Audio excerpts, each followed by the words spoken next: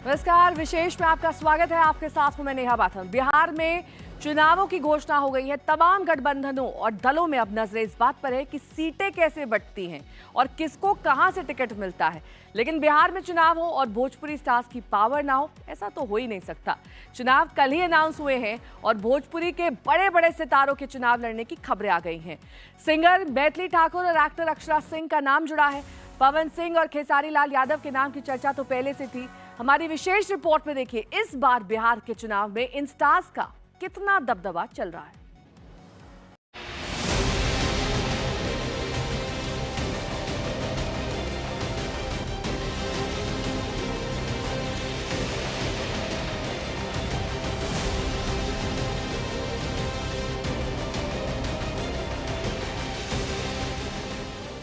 क्या बिहार चुनाव में स्टार पावर के भरोसे हैं राजनीतिक दल? भोजपुरी स्टार्स की बदौलत कितना वोट पाएंगी पार्टियां? क्या पवन सिंह एनडीए को जीत दिला पाएंगे? खेसारी लाल यादव आरजेडी को कितनी सीटें दिला पाएंगे? सिंगर मैथिली ठाकुर की लोकप्रियता कितना प्रभावित करेगी?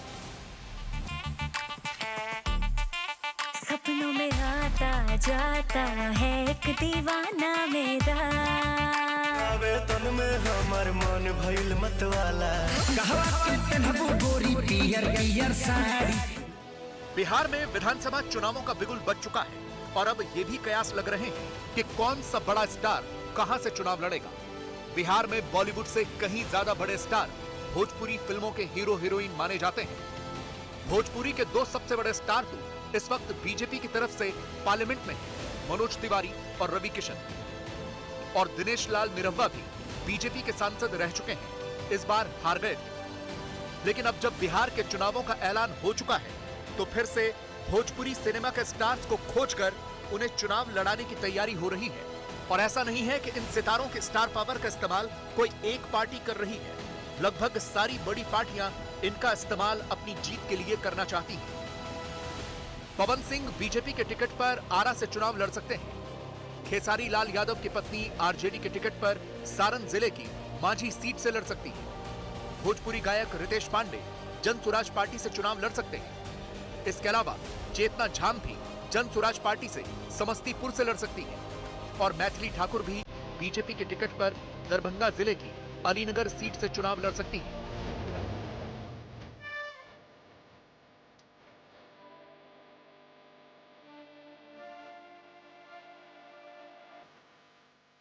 ये हैं रितेश पांडे, जो हेलो कॉन गाने से फेमस हुए थे। उन्होंने हाल ही में प्रशांत किशोर की पार्टी जन सुराज की सदस्यता ली है। उनका चुनाव लड़ना तय माना जा रहा है। रितेश पांडे जन सुराज के टिकट पर रोहतास के करगहर या भभुआ सीट से अपनी किस्मत आजमा सकते हैं। प्रशांत किशोर एक और स्टार पर दांव खेल रहे हैं। ये चेतना झाम है। ये रितेश पांडे के साथ भोजपुरी फिल्मों में काम कर चुकी है। इनके जीवन की कहानी किसी फिल्मी कहानी से कम नहीं है। इन्हें बिहार की चर्चित युवा उद्यमी कहा जाता है, यूथ आइकन माना जाता है।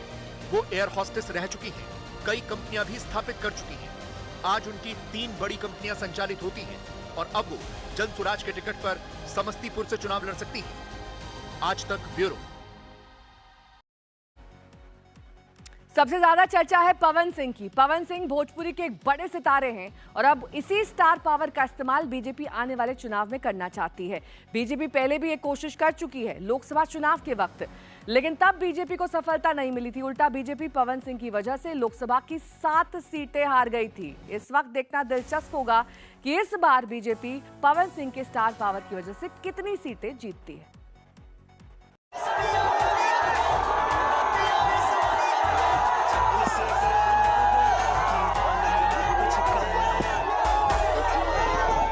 यह है पवन सिंह की स्टार पावर, जिनकी एक झलक पाने के लिए भीड़ बेताब रहती है।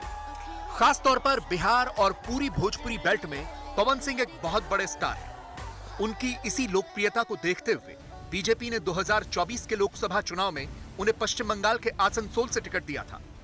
लेकिन पवन सिंह चुनावी मैदान में उतरने से पहले ही हट गए।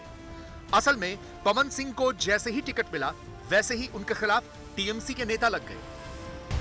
आरोप लगाया कि पवन सिंह ने पश्चिम बंगाल की महिलाओं के खिलाफ गाने गाए हैं, इसलिए उन्हें टिकट नहीं मिलना चाहिए था। लगातार कुछ दिनों तक पवन सिंह के खिलाफ माहौल बना रहा और फिर उन्होंने चुनाव लड़ने से ही इनकार कर दिया। और फिर अचानक से पवन सिंह ने बिहार के काराकाट से निर्दलीय चुनाव लड़ने का ऐलान कर दिया। बीजेपी ने शायद पवन सिंह के निर्दलीय चुनाव लड़ने को हल्के में ले लिया और वक्त पर डैमेज कंट्रोल नहीं किया। इसकी वजह से पवन सिंह ने बीजेपी और उसके सहयोगियों को बहुत नुकसान पहुंचाया। पवन सिंह खुद तो नहीं जीत पाए, लेकिन आरएलएम के उपेंद्र कुशवाहा को हराने में उनकी प्रमुख भूमिका रही। काराकाट सीट से सीपीआई एमएल के राजा राम सिंह जीते। पवन सिंह दूसरे नंबर पर रहे, वोट मिले 2,74,723 और तीसरे नंबर पर रहे उपेंद्र कुशवाहा, जिन्हें वोट मिले 2,53,876। लेकिन पवन सिंह ने बीजेपी और सहयोगियों को सिर्फ इसी एक सीट पर नुकसान नहीं पहुंचाया, बल्कि आसपास की 7 सीटों पर एनडीए नहीं जीत पाया। पवन सिंह की वजह से 2024 के लोकसभा चुनाव में बीजेपी सासाराम, बक्सर, आरा, काराकाट, पाटलिपुत्र, जहानाबाद और औरंगाबाद की सीटें हार गईं। बड़ी बात यह है कि 2019 के चुनावों में ये सभी सीटें एनडीए ने जीती थी। बीजेपी शायद उसी वक्त पवन सिंह की ताकत को समझ गई थी। इसी वजह से फिर से बीजेपी पवन सिंह को अपने साथ ला रही है। अब यह देखना दिलचस्प होगा कि इस बार पवन सिंह को बीजेपी कहां से टिकट देगी। लेकिन उससे पहले ही पवन सिंह पारिवारिक विवाद के चलते भी सुर्खियां बटोर रहे हैं। पवन सिंह का अपनी पत्नी ज्योति सिंह के साथ का विवाद फिर से सड़क पर आ गया। रविवार को ज्योति सिंह लखनऊ में पवन सिंह के घर पहुंची तो पुलिस ने उन्हें रोक दिया, जिसके बाद ज्योति सिंह ने एक वीडियो बनाया और सोशल मीडिया पर पोस्ट कर दिया।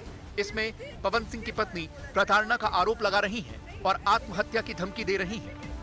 नमस्ते, मैं हूँ ज्योति सिंह और मैं अभी आ चुकी हूँ पवन जी के घर पे। और पवन जी ने हमारे लिए एक पुलिस थाने में पता नहीं FIR की है। देखिए, हम आप लोगों के कहने पे, सिर्फ आप लोगों के कहने पे हम यहाँ पे आए थे, क्योंकि आप लोगों ने बोला था कि भाभी आप जाइए, देखते हैं कौन निकालता है। आप उनकी पत्नी हैं और उनकी पत्नी बन के हम यहाँ पे आए थे।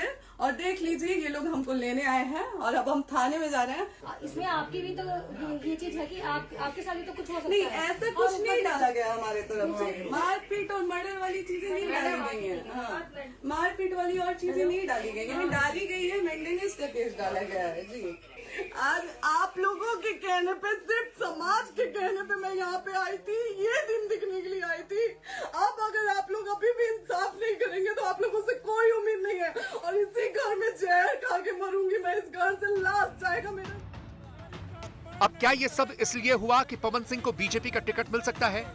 क्या इसीलिए ये स्क्रिप्ट लिखी गई? क्योंकि अब इस पूरे विवाद ने सियासी रंग ले लिया है। पवन सिंह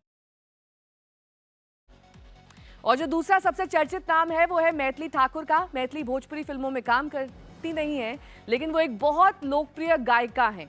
वो बिहार की ही नहीं बल्कि भारत की बहुत सी भाषाओं में गाना गाती हैं और सोशल मीडिया के दौर में उनके गाने बहुत हिट होते हैं। अब चर्चा है कि वो भी बीजेपी से चुनाव लड़ सकती हैं। हमने आज दिन में मैथिली से बातचीत की उनके इस राजनीतिक प्लान के बारे में।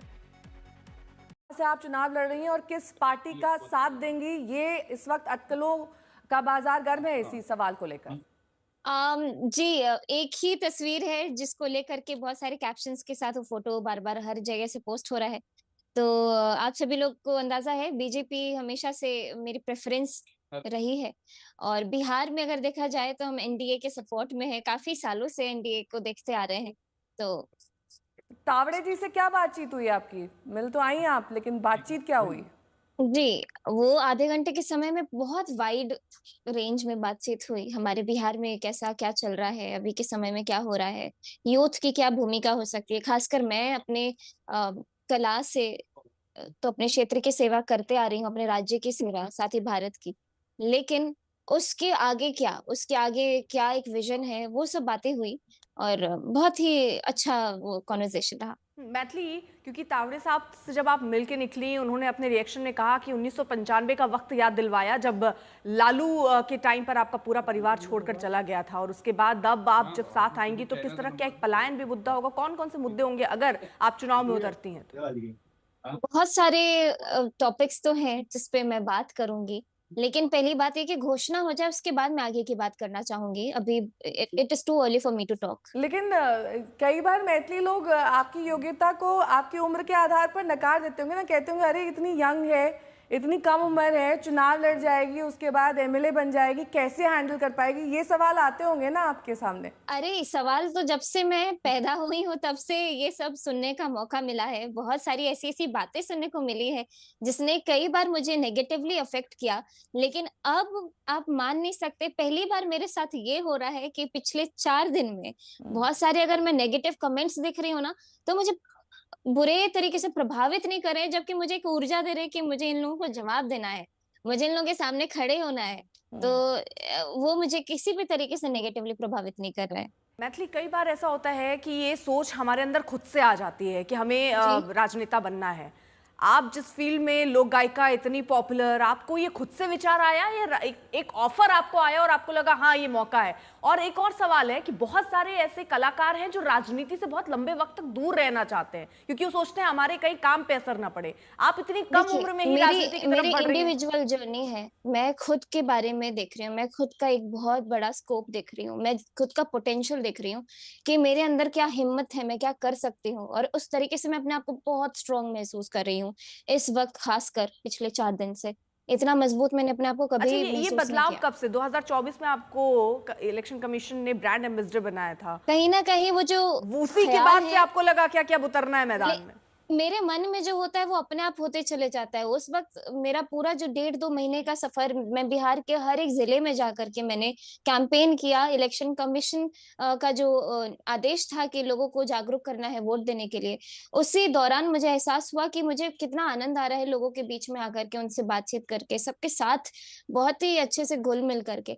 टिकट की घोषणा होती है तब मैथिली क्या गाना गाना चाहेंगी? एक बार घोषणा हो जाए उसके बाद मैं सोचूंगी। एक गाना हो जाए मैथिली, सभी सुनना चाहते हैं, प्लीज। जी। साग पात खोटी खोटी जीवन बीते बई, हे मिथिले में रहबई, हमरा ने चाही सुख आराम, हे मिथिले में रहबई, हमरा ने चाही चारों धाम, हे मिथिले में रहबई। विशेष में मेरे साथ अभी के लिए बस इतना ही। देश दुनिया की तमाम खबरों के लिए आप देखते रहिए आज तक। आज तक, देश का सर्वश्रेष्ठ न्यूज चैनल।